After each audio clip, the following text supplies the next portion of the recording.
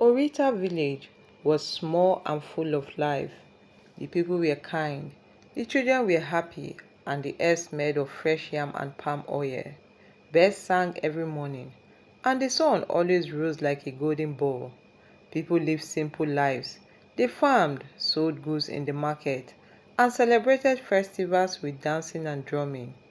In the center of the village, close to the big mango tree, there was a small shop. The sign on the shop said, Shola's Touch, the best tailor in Orita. The shop belonged to Shola, a beautiful woman in her early 30s. She had smooth skin, shining eyes, and a smile that could light up a room. People loved her because she was quiet, respectful, and very talented. Her hands would turn any cloth into a masterpiece, whether it was lace, Ankara, or even old wrappers. Shola would sew it in a way that made it look new and special. People came from far and near to give Shola their clothes. She was fast, neat, and her prices were fair. She was the most popular tailor in the village, and everyone called her the golden hands of Orita.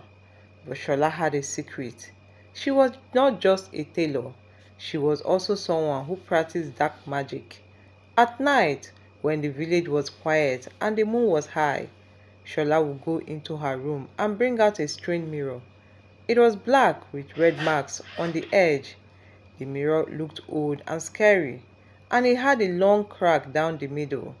Shola would place the mirror on a small stool, light a black candle, and sit in front of it. Then she would speak. "Oh, my dark mirror," she would whisper, "give me more customers. Let people love my sewing.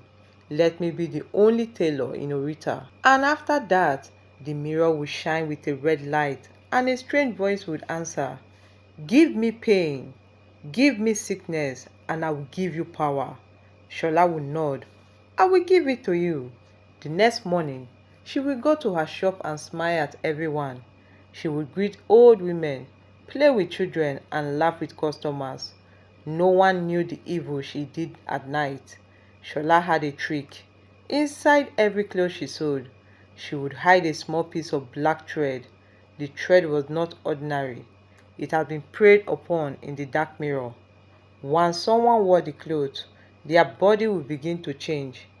At first, it was small things, coughing, headache, stomach pain. But later, it became worse. Some people had rashes, others lost their strength. One woman named Mama Risi lost her voice and could not speak again. People started thinking it was the weather or even bad water. No one ever suspected the tailor. Months passed and Shola grew richer. She bought new sewing machines, built a bigger shop, and even wore golden earrings. Her customers increased. Even the chief's wife came to her for clothes. But the more people got sick, the stronger Shola felt. She loved the power. She smiled when people cried. She enjoyed the pain she caused. One morning, a young man named Ade walked into Shola's shop. He was tall, friendly, and had a gentle look on his face. He greeted her with a beautiful smile. "Good morning, Auntie Shola," he said. "Good morning, my son," Shola replied sweetly. "My wife, Bissy, wants a special dress.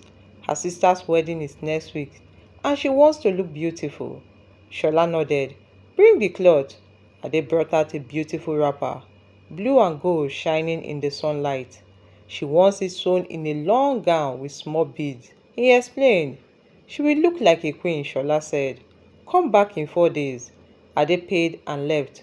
Shola looked at the cloth and smiled. "This one too will fit the mirror," she whispered. That night, after everyone had gone to sleep, Shola brought out the cloth and sat before the dark mirror. "Here is the cloth," she said. "Give me more power." The mirror glowed. Shola took a needle, dipped it into black oil, and sewed the thread into the inside of the cloth, very small, where no one would notice. She laughed quietly to herself. She would never know. By morning, the cloth looked perfect. It was beautiful, neatly and well made. Shola placed it in a nylon bag and kept it on her shelf. 4 days later, Ade returned. "Is it ready?" he asked. Shola smiled. "Yes, my son. Your wife will shine like the stars, Ade paid the remaining money, thanked her and left with the dress. Shola watched him go. Soon, she whispered, another one will suffer. Back in their home, Ade gave the dress to Bissy. She was so happy. Ah, this is so fine, she shouted. I will be the most beautiful woman at the wedding. She tried it on and looked at herself in the mirror. Oh my word! I look like a queen. That night, before going to bed, Bissy placed the cloth on a chair in the room and lay down. But in her sleep, something strange happened. She saw a dream. In that dream, she stood in a forest. The trees were dark and the sky had no stars. A cold wind blew. Suddenly, a woman dressed in white appeared. Her face was calm, but her eyes were serious. Do not wear that cloth, the woman said. Why? Bissy asked. It is full of darkness.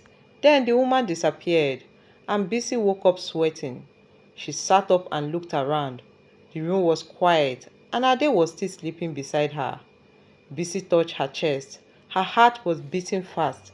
What kind of a dream is this? She whispered. In the morning, she told Ade about it. Maybe you are just scared because of the wedding, Ade said. It's just a dream after all. But Bissy didn't feel easy. She took the dress and looked at it again. It looked fine. Nothing seemed wrong. Still, her heart told her something was not right. That evening, while Ade went out, Bissy decided to pray. She locked the door, knelt down, and placed the cloth before her.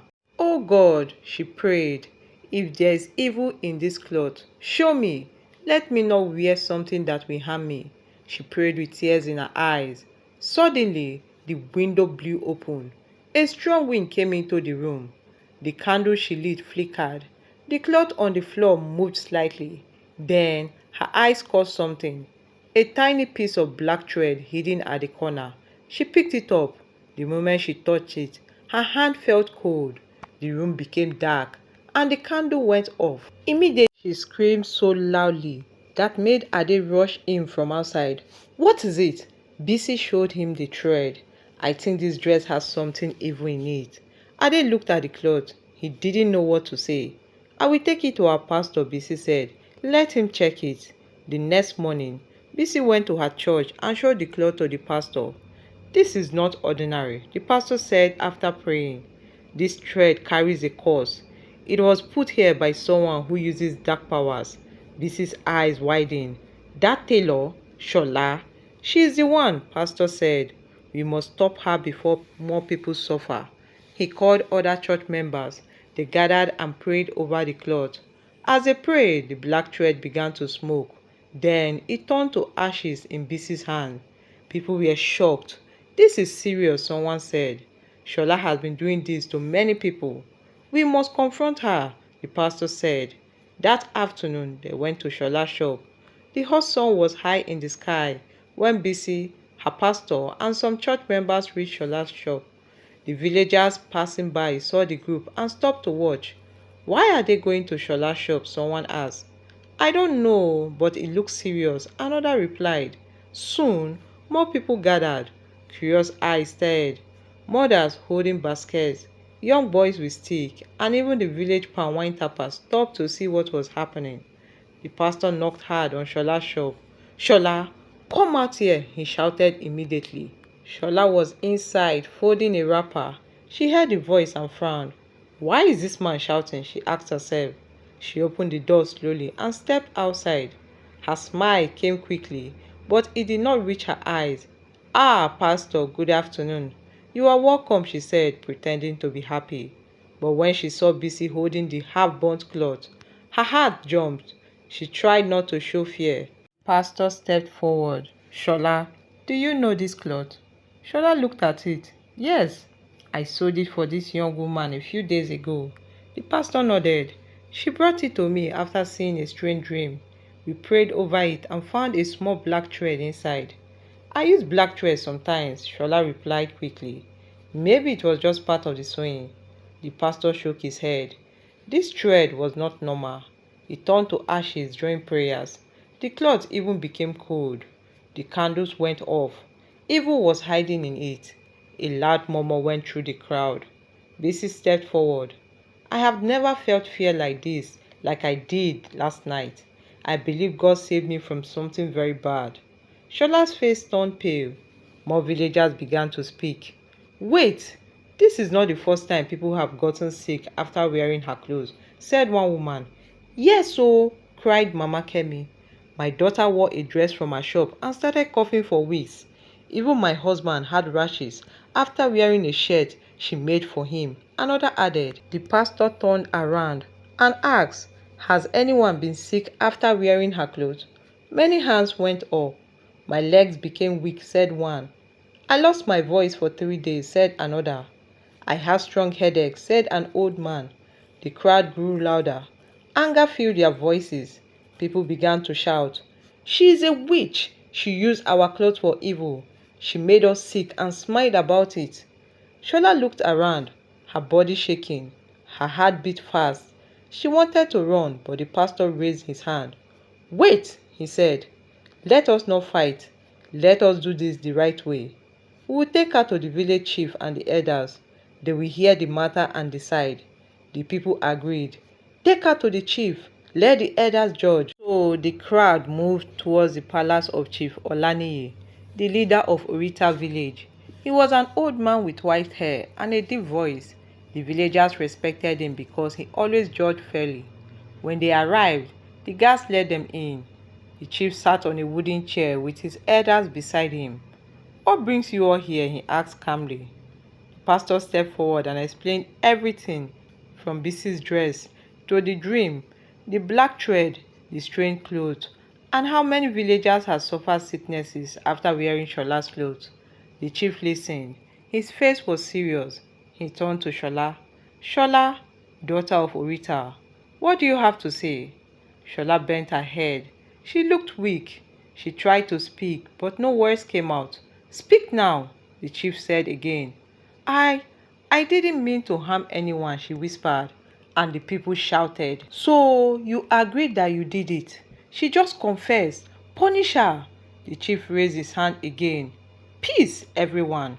He looked at the elders. We need proof, Pastor said. Chief, we still have the black thread. It turned to ashes after prayers, and many people are witnesses here. One of the elders said, let us search her house and shop. Maybe we'll find something more. The chief agreed.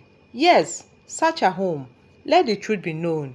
The guards and some elders followed Shola to her house. The crowd followed behind like a river. Inside Shola's bedroom, they searched. They looked under the bed, inside the boxes behind curtains. Then, one elder opened the wooden chest in the corner. He shouted, come and see, oh! The others rushed to him. Inside the box was a strange black mirror. It was old and cracked. Around it were small bottles with black powder, red candles, and drawings made on dry leaves. What is this? Asked a guard. Shola fell to her knees. Please, I didn't mean to hurt anyone. I only wanted more customers. I wanted to be the best. One of the elders picked up the mirror. This is not an ordinary mirror. This is used for dark powers. As soon as the elders touched the mirror, thunder rolled outside. The sky, which had become clear, suddenly turned grey. Clouds gathered fast. People outside shouted, God, help us! The mirror cracked again and fell from the elder's hand. It broke into pieces and turned into black dust. Everyone stepped back. Even Shola screamed. Back at the palace, they brought the dust and the bottle to the chief, then stood and faced the people. People of Orita, he began, you have seen with your own eyes. The sicknesses was not from bad water. It was not from bad weather. It came from one of us, someone we trusted. He looked at Shola, who was still crying. You were given a gift, he said. A gift of sowing, but you used it for evil. You brought pain to your own people. The people shouted again, she must go. She is not one of us. Ban her. The chief raised his staff. The crowd became quiet. Shola, for the pain and suffering you have caused, we cannot allow you to live amongst us. You are hereby banished from Orita village. You must leave before the sun sets. If you return, you will be taken to the river of silence. The crowd clapped and shouted in agreement. Shola begged, "Please, where will I go?" The chief said, "You should have thought of this before choosing evil. May your heart find light one day." The guards took her home and told her to pack quickly. She tied her clothes in a wrapper. People stood and watched. Some threw sand at her feet. Others spat in her direction. She walked slowly out of the village, alone. Her shop was closed forever. The signboard was pulled down and burnt.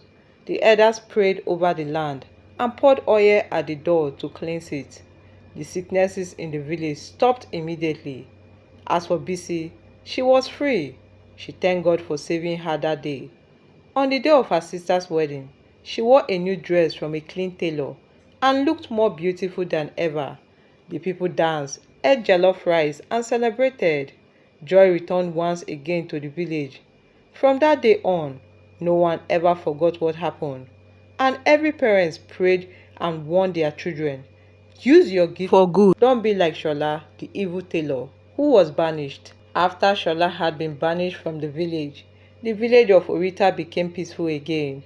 For the first time in many months, there was no sudden sicknesses, no strange dreams, and no mysterious death. The air felt lighter, the sun shone brighter, and the people smiled once more. But the elders knew that healing a land required more than just sending the evil away.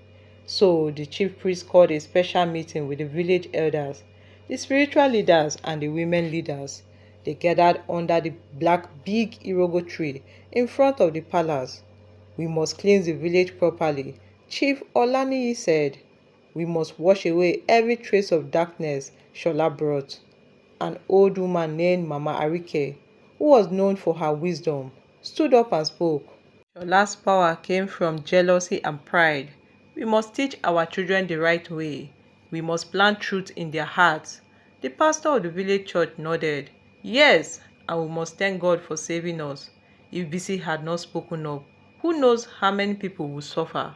So the elders made a plan. For 7 days, the villagers would fast and pray. Every evening, the people would gather at the village square, sing songs, and call on God to cleanse their land. And on the 8th day, they will hold a celebration, a festival of thanksgiving. The first day of fasting began with silence. Even the birds seemed to respect the moment. No drums played, no market opened, no meat was cooked. Everyone, young and old, spent the day fasting. They all knelt in front of their homes. They walked in groups, reading from holy books. They poured clean water on the village road, asking for healing. On the second day, the people swept every corner of the village, from the old shrine to the small stream. They cleaned the doors, pulled weeds, and threw away broken things. On the third day, all the tailors in the village gathered. They burnt every cloth that came from Shola's shop. They also promised to sew only clean clothes from then onwards. "We will pray before sewing," said Madam Folake, the oldest tailor. "Our hands must bless, not curse." The fourth and fifth days were for forgiveness.